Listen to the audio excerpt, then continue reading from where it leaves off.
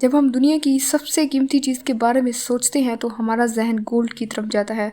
और गोल्ड वाकई में बहुत कीमती है, जिसकी मौजूदा प्राइस $56 पर ग्राम है। लेकिन कुछ और चीज़ें हैं जो उससे कहीं ज़्यादा महंगी है।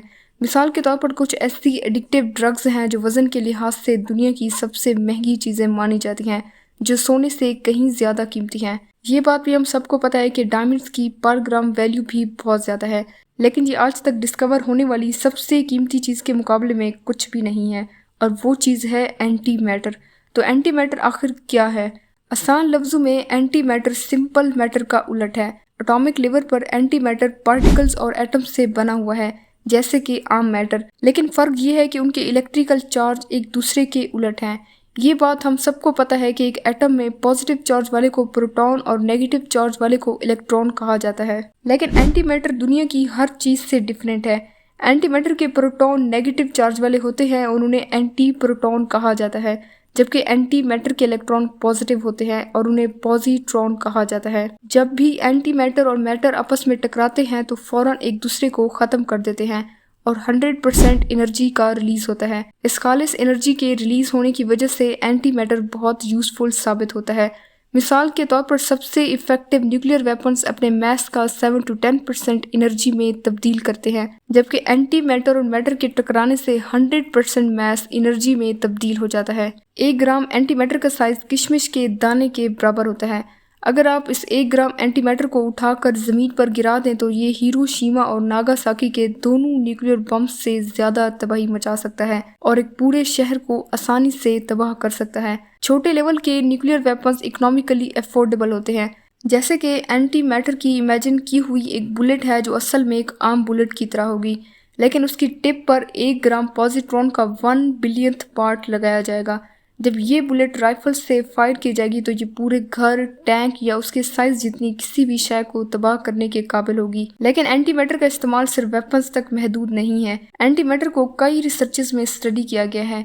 इसके जरिए मखसूस किस्म के कैंसर का इलाज भी किया जा सकता है और इसको स्पेस में ट्रैवल करने के लिए फ्यूल के तौर पर भी यूज किया जा सकता है। रिसर्चर्स ने ये अंदाज़ा लगाया है कि हम एंटी मैटर को फ्यूल के तौर पर इस्तेमाल करते हुए एक रॉकेट को 50% लाइट की स्पीड से ज़मीन के करीब तरीन सितारे पर भेज सकते हैं, जिसको वहां तक जाने में 2 साल से भी कम वक्त लगेगा। तो सवाल ये उठता है कि हमने अभी तक इस एंटी मैटर को ज़्यादा क्वांटिटी में क्यों नहीं बनाया ताकि ये बहुत सी पावरफुल चीज़ों को अंजाम दे सके।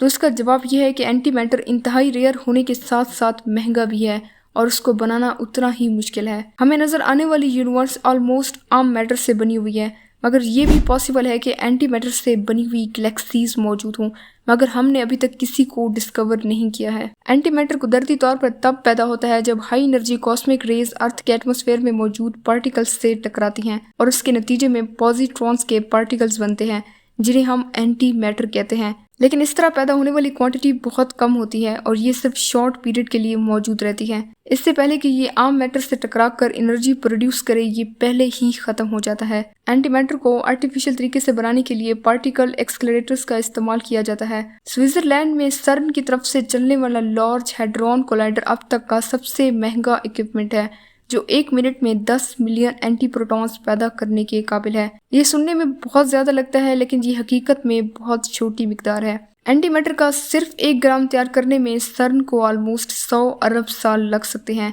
इसको प्रोड्यूस करना पहला मसला है, मगर इसके बाद इसको स्टोर करना शायद इससे भी बड़ा मसला है, क्योंकि एंटी मैटर किसी भी मैटर को फ़ौरन ख़त्म कर देता है।